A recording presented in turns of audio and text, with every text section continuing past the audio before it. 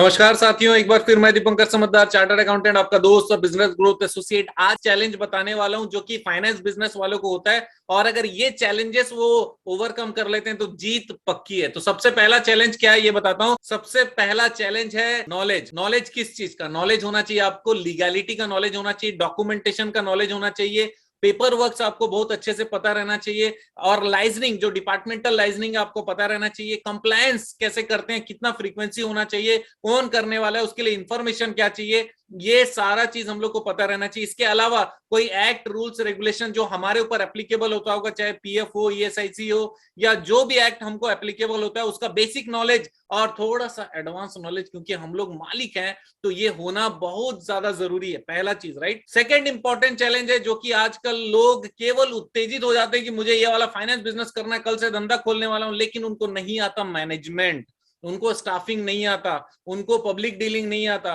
वो कहीं से पैसा शायद ले आते होंगे लेकिन किसी को पैसा लाना भी नहीं आता। और टीम मैनेजमेंट बहुत इंपॉर्टेंट पार्ट हो जाता है। इसके अलावा डिपार्टमेंट्स जो रहते हैं वो डिपार्टमेंट्स बनाकर उसमें सामंजस्य बैठाना भी एक बहुत इंपॉर्टेंट मैनेजमेंट है। इसके अलावा एचआर मैनेजमेंट भी मैनेजमेंट का बहुत इंपॉर्टेंट पार्ट होता है, क्योंकि आप एक ही जगह पे अगर काम करने वाले हो तब भी एचआर डिपार्टमेंट इंपॉर्टेंट है। और अगर अपने बिजनेस को पूरे चारों दिशाओं में फैलाना चाहते हो और 10, 20, 50, 100 ब्रांचेस खोलना चाहते हो, उस केस में भी आपको एचआर मैनेजमेंट आना चाहिए और एचआर डिपार्टमेंट भी आपके पास होना चाहिए। तीसरा इंपॉर्टेंट पॉइंट है मेंटालिटी और एटीट्यूड। मेंटालिटी और एटीट्यूड अगर सही है तो धंधा जबरदस्त चलने वाला है, अदरवाइज नहीं। सबसे पहली चीज बता दूं कि जब आप ऑर्गेनाइजेशन को एक जगह पे एकत्रित कर रहे हो, जब ऑर्गेनाइजेशन को फॉर्मेशन कर रहे हो, उस समय माइंडसेट क्लियर रहना चाहिए कि भाई मुझे किस तरीके से काम करना है, क्या क्या चैलेंजेस आएंगे, वो सारी चीजों को आप देखिए। इस वीडियो को ध्यान से देखिएगा क्योंकि इसमें सारे चैलेंजेस लिखे हुए हैं। वो सारे चीजों को पहले आत्मसात करो कि हाँ भाई ये चीजें आने वाली है,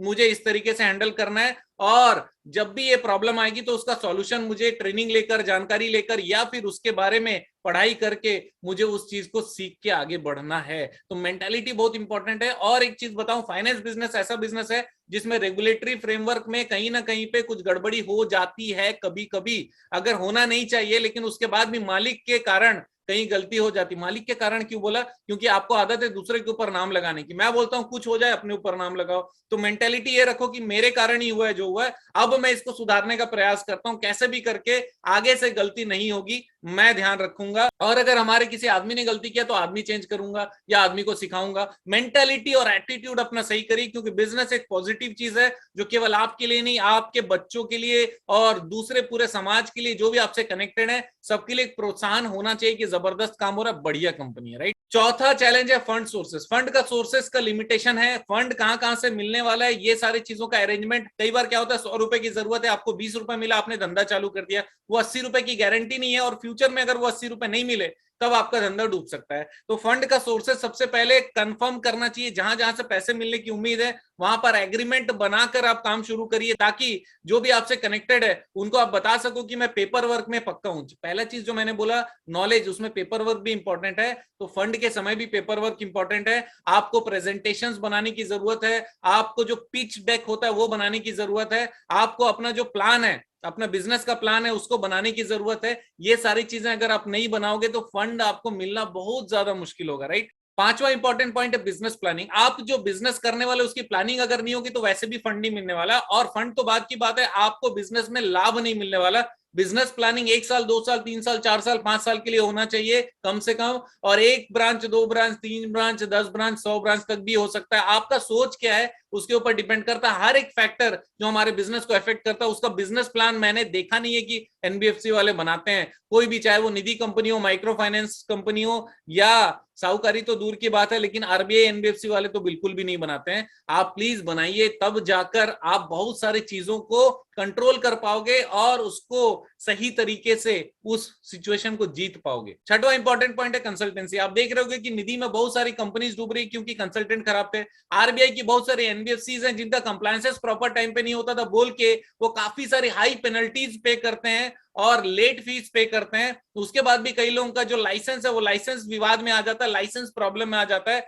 तो इस कारण कंसल्टेंसी इज वेरी इंपॉर्टेंट। सही आदमी से, सही नॉलेजेबल व्यक्ति से कंसल्टेंसी लीजिए जिनका ट्रैक प्रूवन हो और वो नॉलेज तो परफेक्ट रखते होंगे और वो जबरदस्त वर्किंग करके आपको दे सकें। इस चीज का कॉन्फिडेंस आपको होना चाहिए। कंसल्टेंसी बहुत इंपॉर्टेंट। सातवां इंपॉर्टेंट पॉइंट है टेक्नोलॉजी। अगर हम बिजनेस कर रहे हैं तो हमको टेक्नोलॉजी फ्रेंडली होने की जरूरत है। बहुत सारे काम आपको करने की जरूरत नहीं पड़ेगी अगर टेक्नोलॉजी आपके हाथ में। बहुत सारे एनालिसिस डायरेक्टली आपको सॉफ्टवेयर के जरिए या मोबाइल एप्लीकेशन के जरिए आप हो सकता है। जो एम्प्लॉइज के डेटा से लेकर कस्टमर का डेटा और कस्टमर के साथ फीडबैक से लेकर कस्टमर को सर्विस प्रोवाइड करना, बहुत सारी चीजें टेक्नोलॉजी से पॉसिबल है। अगर आप टेक्नोलॉजी फ्रेंडली हो जाओ, थोड़ा माइंडसेट क्लियर कर लो, सॉफ्टवेयर, मोबाइल एप्लीकेशन या कोई भी ऐसी सुविधाजनक चीज जो आपके बिजनेस में समय बचा सकती है और प्रोसेस को फास्ट करती है, उसको अडॉप्ट करने के लिए आप प्लीज तैयार रहिए। आठवां इंपॉर्टेंट चैलेंज है कस्टमर मैनेजमेंट। अब क्या होता है, कस्टमर लाने के लिए पहले मेहनत करते हैं, आइए आइए आइए आइए आइए, और अंदर में खोखला है। क्यों? क्योंकि अंदर में ऑपरेशन उस तरीके से है नहीं।